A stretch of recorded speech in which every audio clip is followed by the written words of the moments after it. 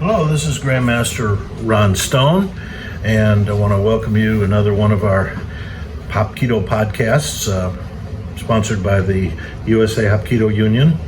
And as always, I want to encourage all of you to join and also to look up the Korean Martial Art Instructors Association and the World Martial Arts Congress, things that are very worthwhile being a part of. Anyway, I wanted to talk to you today about the hallmark of the Korean martial arts, which is intensity. Now, when I started out in the martial arts, I kept hearing this mantra of you got to do a kick 1,000 times to really get it right, and you got to repeat those. But what happens is you end up with mindless, constant repetitions over and over and over again, and then you ask yourself, how come out of every 100,000 students, only one gets the black belt? Well, that's not a very good recommendation for teaching. But when you think about you can't do anything until you've done it 1,000 times, not a very good learning tool. So I had a long discussion with my own grandmaster, my own instructor, and he told me a story which we both believe, and that is that we all know that during the 1930s and 40s, just before and during World War II, when the Japanese conquered half of China and Korea, Okinawa, a lot of the islands, they massacred quite a number, probably thousands, of martial arts instructors and grandmasters.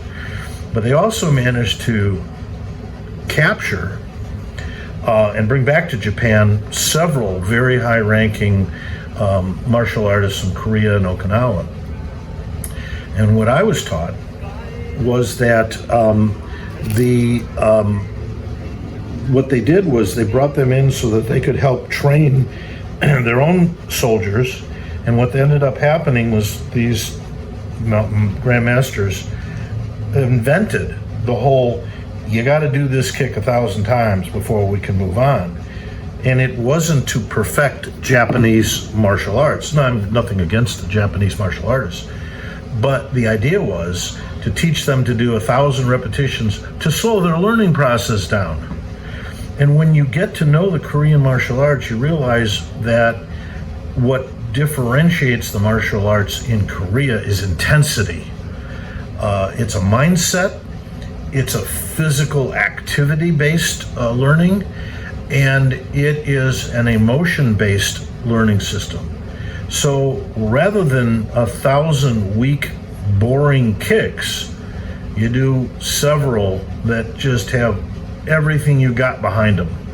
Now, obviously, you need repetition to a certain extent to be able to develop muscle memory, whether you believe in such a thing or not, and to be able to practice something. But the difference is the Korean martial arts teach that above all, it's not mindless repetition of technique, but rather an intensity to each technique you perform. And I think that really stands out in my mind as how I describe the Korean martial arts that I learned. I didn't learn to do a kick and then take a water break. I did not learn to be on the mat, do warm-up exercises for 5 minutes, and then take a 10-minute bathroom break. And I mean, we got on the mat and we practiced and sweated until we practically collapsed. That's old school, and we're talking many years ago, and there probably are still some schools around here that maintain that mentality. But the Korean martial arts were never about fun and play. They were martial arts, and they were meant to teach people military tactics and civilian self-defense. And they did that with all the intensity they could muster. So pretty much that's an accurate description in my mind of how to distinguish the Korean martial arts. Give it all you got, and don't stop until it's done. So I want to thank you for listening to my ramblings. As always, this is Grandmaster Ron Stone. Hope you join us for another podcast soon. And thank you, and y'all be safe and have fun out there.